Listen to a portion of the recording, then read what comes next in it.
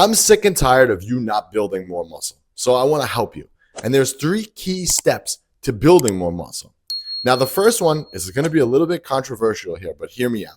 So the first one that I have on my list is shock the body.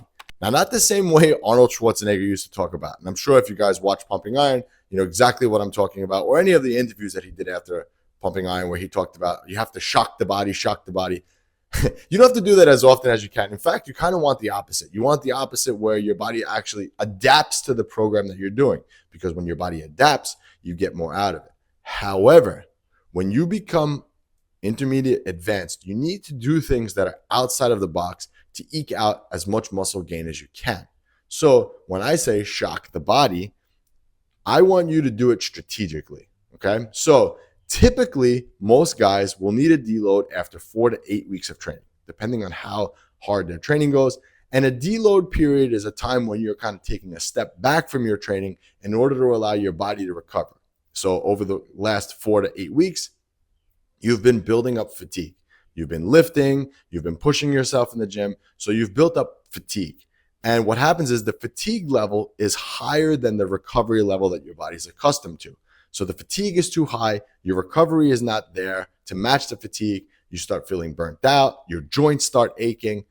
So you have to combat this. And you combat this by taking a deload week where you either take time off or you go in the gym and do 60% of what you normally would do to allow the fatigue to dissipate and your recovery abilities to spike up. Okay, so this is good. You have to do this in order to grow. So here's where I place shocking the body. So let's say you normally need a deload after 4 weeks of training. What I would try to do is on that 5th week of training, don't deload, but do something completely different. Shock the body. So maybe if your training is normally, I don't know, whatever, just to say you normally do 8 sets of body part or 6 sets of body part, whatever it is. Maybe for 1 week, try German volume training. Try an advanced training technique. Try doing rest pause sets. Try doing myo reps. Try doing different advanced training techniques to kind of spark new growth and shock your body. Because I guarantee once you do that, you're going to build up more fatigue. You're going to be sore in places you haven't been sore, but it's going to give your body a different stimulus. Now, here's where the cool part is. You deload the next week. So by deloading the next week, you won't build up that so much more fatigue. You'll be able to recover and you'll be able to push new limits of muscle growth. And hey, when you experiment with things like that on this 5th week of training and you shock the body, you never know what can happen. You might stumble upon something that works really great for a certain body part. For example, if you do German volume training, maybe, and you do it for biceps on that during that week, maybe you feel, wow, I really feel this in my bicep. Maybe I should incorporate this more often. So you need to start shocking the body, but you got to do it strategically. Don't just do it randomly like that. You want adaptation to your program, but shock the body strategically. All right, that was number 1. Number 2, we have to make sure that you're getting adequate training stress all the time to ensure that your body's actually going to put muscle on. So what does this mean? Every time that you train, you have to make sure that your reps in reserve are 0 to 1. What that basically means is every time you pick up a weight, you don't put that weight down unless you either have 1 rep left, like 1 rep with good form, or 0, where it's like you can't do another one. So you're taking every set pretty close to failure here. That will ensure that you're activating all your muscle fibers and activating and putting enough tension on the targeted muscle to grow. All right. Next, we have to make sure your volume is adequate. 6 to 10 sets per muscle group per week is a good starting point for most people to make sure that they're getting in enough volume to put on muscle. What reps should you use? Anywhere between 5 and 20 reps.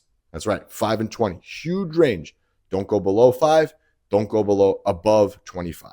The benefits on the outskirts aren't really there unless you're doing a shock the body week and you want to do 100 rep set or whatever it is. But you get the point, right? Majority of your training should be in that 5 to 20 reps zone. You'll gain muscle in that area.